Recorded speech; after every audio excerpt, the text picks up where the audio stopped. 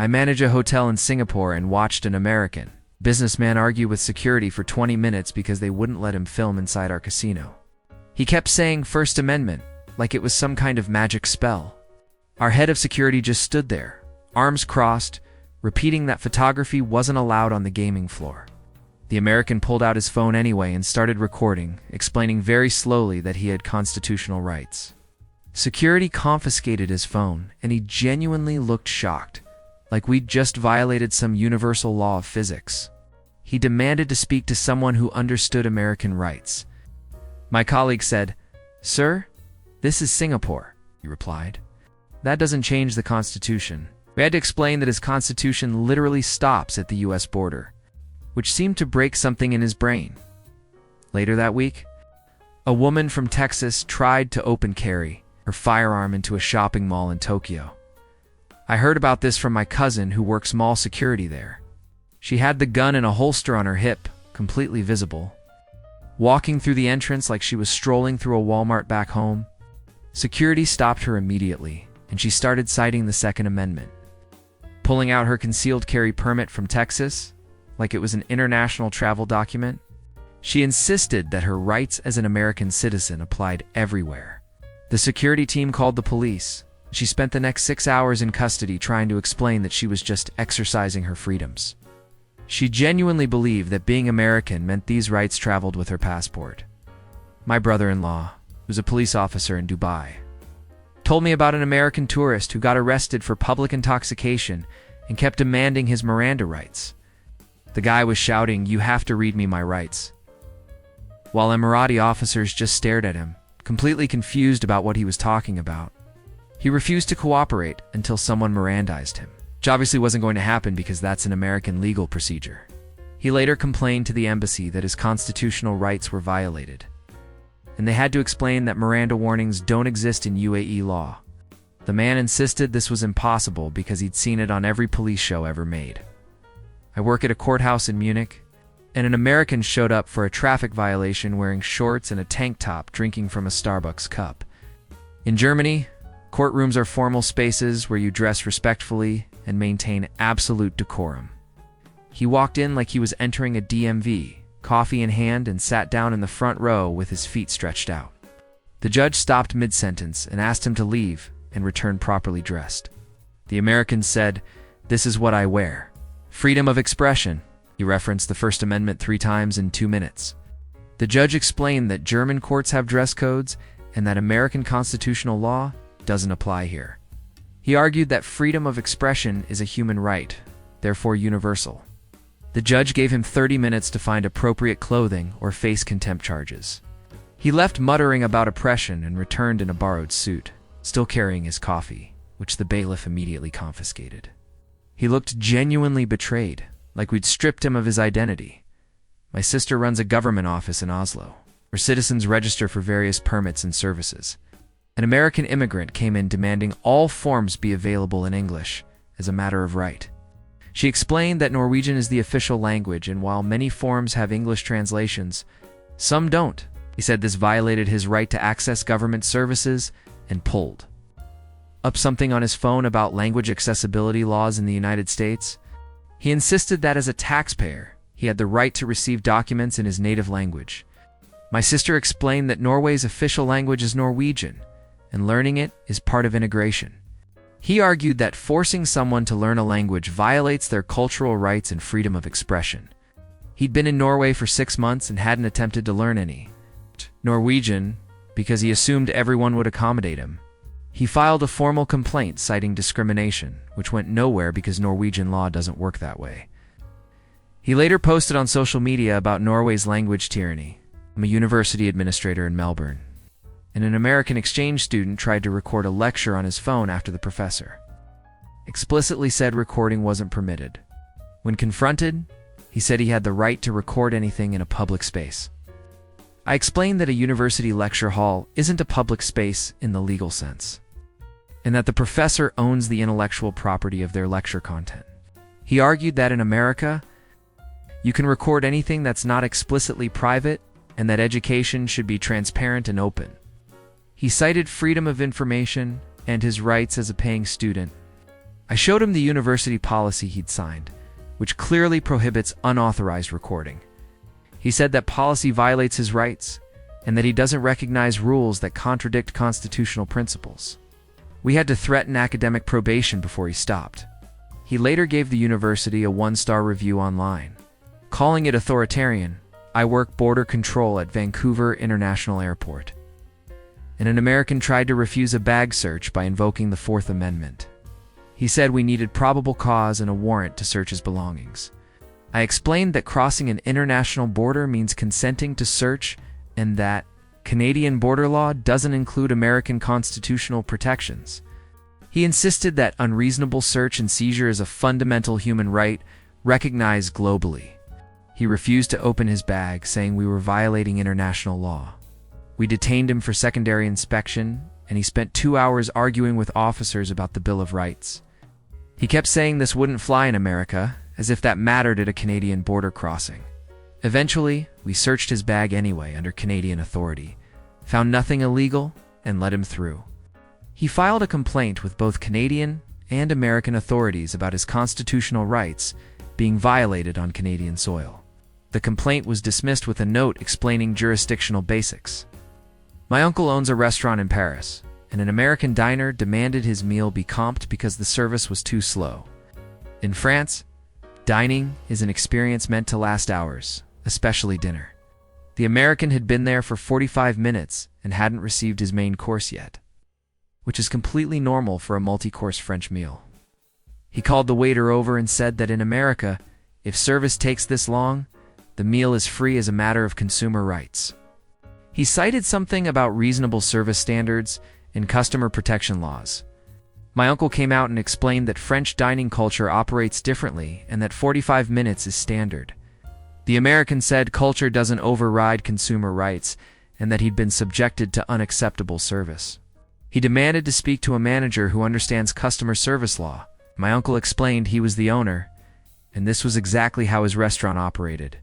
The American left a 1-star review saying the restaurant violated basic consumer protections and that someone should report them to French authorities. I'm a bartender in Prague, and an American tried to get a free drink by claiming the first one was made wrong. In Czech Republic, you get what you order, and there's no culture of remaking drinks for free because someone changed their mind. He ordered a beer, drank half of it, then said it wasn't cold enough, and demanded another one free of charge. I explained that the beer was served at proper temperature, and that he'd already consumed half of it.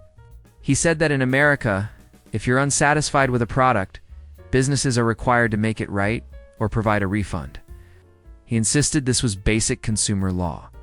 I told him he could order another beer and pay for it. He argued that consumer protection is a right, not a privilege, and that refusing to remake an unsatisfactory product violates fair business practices. He left without paying for the half-finished beer, saying he was exercising his right to refuse payment for defective goods. We had to chase him down the street. He seemed shocked that we expected payment for something he deemed unsatisfactory. My cousin manages a cafe in Buenos Aires, and an American customer tried to sit for 3 hours with one coffee, using the Wi-Fi and treating the place like a free office. In Argentina, cafes are social spaces. There's an expectation that you'll order multiple items if you're staying long. After 2 hours, my cousin politely suggested he'd order something else, or free up the table. The American said he'd paid for his coffee, and had the right to stay as long as he wanted. He referenced laws about public accommodation and customer rights, saying that once you're a paying customer, you can't be forced to leave. My cousin explained that the table was needed for other customers and that cafe culture here involves continuous ordering. The American said this was discriminatory and that he knew his rights. He pulled up something on his phone about loitering laws, trying to prove that he legally couldn't be asked to leave. My cousin eventually had to refuse him future service. He posted online about being kicked out for existing while American. I work at a street market in Bangkok. An American vendor tried to set up a stall without permits because he said he had the right to conduct business freely. In Thailand, street vending requires specific licenses and adherence to local regulations. He arrived with a folding table full of handmade jewelry and started setting up in an empty spot. Market management approached him immediately and he said he was just exercising his right to free enterprise. He explained that in America, you can sell goods on public property as long as you're not blocking traffic. And this was basically the same thing. Management explained he needed permits from the district office and approval from the market association. He argued that requiring permits for small business was oppressive and violated free market principles. He said entrepreneurship was a fundamental right and that bureaucratic barriers were essentially unconstitutional. Security removed him and his table. He tried to file a complaint about his business rights being violated, but couldn't figure out where to file it because the government offices didn't have English-speaking staff readily available. I'm a train conductor in Switzerland, and an American passenger refused to pay the fare difference after boarding with the wrong ticket class. He had a second-class ticket but sat in first class, saying he'd paid for train access and could sit anywhere. Swiss trains have strict class divisions, and sitting in first class requires a first-class ticket. I explained this and asked him to move or pay the upgrade fee. He said that in America, once you're on the train, you can sit in any available seat, and restricting seating by price is discrimination. He insisted he had the right to access any empty seat he wanted since the train was public transportation. I explained that Swiss Federal Railways is a private company with tiered service, and he was in violation of ticketing rules. He refused to move or pay, citing equal access rights. I had to call transit police at the next station. He argued with them for 15 minutes about segregation and discriminatory practices, comparing train class divisions to civil rights violations. He was fined and removed from the train, still insisting his rights were being violated. My brother works at a car rental agency in Reykjavik, and an American tried to rent a vehicle without an international driving permit, insisting his U.S. license was enough. While many countries accept U.S. licenses, Iceland requires an IDP for stays over certain periods. He said that driving was a right, not a privilege, and that international agreements recognize all valid licenses. He pulled up something about the Vienna Convention on road traffic, misinterpreting it completely. My brother explained Iceland's specific requirements. The American argued that this was just a money-making scheme, and that his license was legally valid worldwide. He said restricting his right to drive with a valid license violated freedom of movement. He demanded to speak to someone higher up who understood international law. My brother's manager repeated the same information. The American eventually left without a car, posting online about Iceland's corrupt rental practices and how they violate international driving rights. I manage a parking enforcement team in Copenhagen, and an American diplomat tried to avoid a parking ticket by claiming diplomatic immunity for a personal vehicle. Diplomatic immunity covers official vehicles for official business, not personal cars parked illegally in residential zones. His car was blocking a bike lane, and when I wrote the ticket, he rushed out saying I couldn't ticket him because he worked at the embassy. I explained that personal vehicles aren't covered, and he insisted that diplomatic status applied to everything he owned. He said that in America, diplomats have full immunity, and that this was international law. I showed him the relevant Danish regulations, and he argued that local laws can't override diplomatic status. He called the embassy, and they confirmed his personal car wasn't protected. He refused to accept this, saying his rights as a diplomat were being violated. He paid the fine but filed a complaint about Denmark not respecting diplomatic privileges properly. I'm a language school administrator in Seoul, and an American student demanded all classes be conducted in English because requiring Korean violated his learning preferences. Our school teaches Korean through immersion, meaning classes are conducted primarily in Korean from day one. He argued that forcing students to learn in a language they don't understand yet is pedagogically unsound, and that he had the right to instruction in English. He said that in America, students have rights to accessible education, and that immersion without scaffolding was essentially educational malpractice. I explained that immersion is our methodology, and that he'd enrolled knowing this.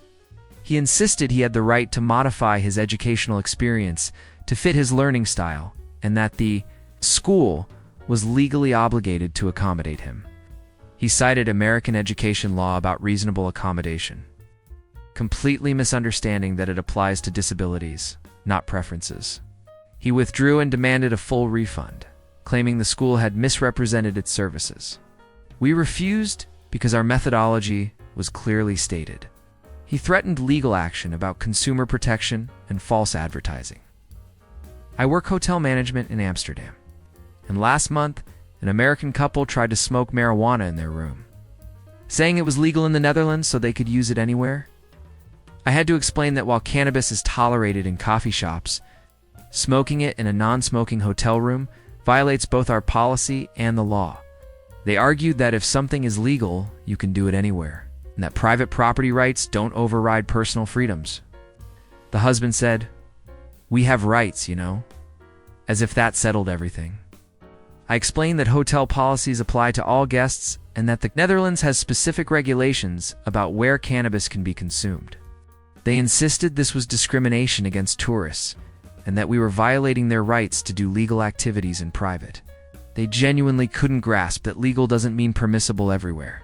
We had to charge them a cleaning fee, and they left a review, saying we violated their personal freedoms and didn't respect Dutch law the most. Fascinating part of working with international guests is watching people discover that their home country's laws stop at the border, like it's a completely novel concept that different places have different rules. And that being from somewhere specific doesn't grant you universal legal immunity from local standards wherever you go.